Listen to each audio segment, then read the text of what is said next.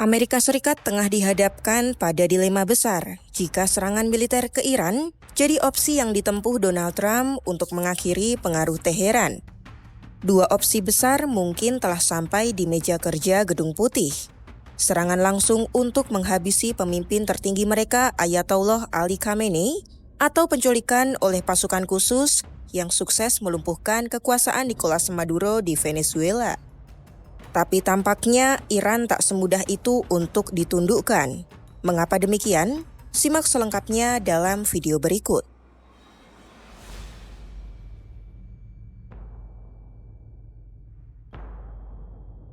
Donald Trump telah berjanji pada demonstran Iran, bantuan sedang dalam perjalanan. Tapi janji Trump itu menyisakan sebuah pertanyaan di kepala para perencana perang Pentagon. Bukan lagi kapan AS akan menyerang, tapi apa yang sebenarnya akan dibom. Laporan dari The Guardian menyebut risiko salah identifikasi target dan jatuhnya korban sipil di titik koordinat serangan AS adalah sebuah kepastian yang mematikan. Opsi paling dasar bagi Washington adalah serangan langsung terhadap sang pemimpin tertinggi Ayatollah Ali Khamenei, layaknya memutus kepala ular dari badannya. Secara teknis militer, menyerang Khamenei dianggap lebih mudah daripada mencoba melakukan skenario perebutan kekuasaan ala Maduro dengan penculikan. Alasannya tak lain tak bukan adalah geografi Iran yang punya benteng alami yang dilindungi oleh jarak dan medan yang sulit ditembus. Jika Caracas relatif mudah diakses, Teheran terletak ratusan mil dari perbatasan manapun atau garis pantai terdekat. Maka dari itu, mengirim tim operasi khusus untuk merebut kekuasaan di jantung Iran jauh lebih kompleks, beresiko dan sulit secara logistik jika dibandingkan dengan apa yang terjadi di Venezuela. Namun, membunuh kepala negara lain bukan tanpa harga. Selain melanggar hukum internasional, langkah ini akan mengundang respons militer berkelanjutan. Belum lagi ketegangan akan meningkat, mengingat Iran juga memiliki sekutu dan aliansi yang besar seperti poros perlawanan. Resiko yang paling krusial dari rencana ini adalah membunuh pemimpin belum tentu memicu perubahan rezim. Khamenei adalah target yang licin. Perlu diingat, ia berhasil lolos dari deteksi Israel dalam perang 12 hari bulan Juni 2025 lalu. Bahkan jika tewas, Teheran tidak akan runtuh begitu saja. Masih dari sumber yang sama, rezim Teheran disebut telah membuktikan dirinya tidak rapuh. Meski Israel berhasil melenyapkan 30 pemimpin militer tahun lalu, struktur kekuasaan Iran tetap utuh.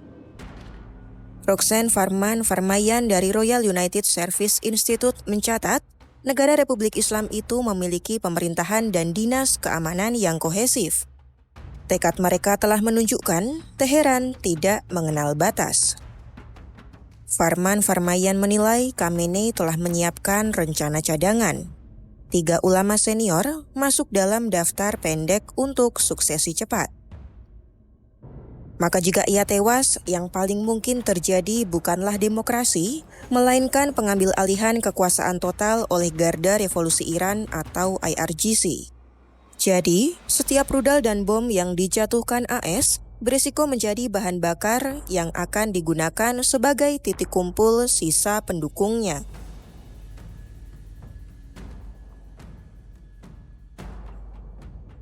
Berdasarkan laporan yang dirilis The New York Times, komunitas intelijen AS memberikan gambaran yang drastis kepada Trump. Mereka menyebut, cengkraman Teheran terhadap kekuasaan berada pada titik terlemahnya sejak Shah digulingkan dalam revolusi 1979. Hal ini meletus setelah gelombang protes besar mengguncang pondasi kekuasaan Khamenei. Kemarahan rakyat yang merambat ke wilayah-wilayah yang dianggap sebagai basis pendukung setia pemerintah telah melemahkan kekuatan dari dalam. Faksi-faksi dalam pemerintahan mulai saling sikut, sementara moral pasukan di lapangan anjlok akibat sanksi ekonomi yang semakin mencekik. Laporan ini pun mengindikasikan kemampuan Iran untuk menghadapi kekuatan asing terhambat oleh perjuangan mereka untuk bertahan hidup di dalam negeri. Bagi Donald Trump, informasi ini bukan sekedar data, melainkan peluang. Sekretaris Pers Gedung Putih Karoline Leavitt mengungkap, orang nomor 1 AS itu terus memantau kondisi di Iran dengan cermat. Pada akhirnya, Washington bukan lagi memilih soal kemenangan atau kekalahan. Mereka tengah mempertimbangkan pergerakan yang berpotensi memicu bencana besar atau krisis geopolitik berkepanjangan. Apakah Iran semudah itu untuk ditundukkan atau justru AS yang akan masuk ke perangkap Timur Tengah? Pantau terus kelanjutannya hanya di YouTube Kompas.com.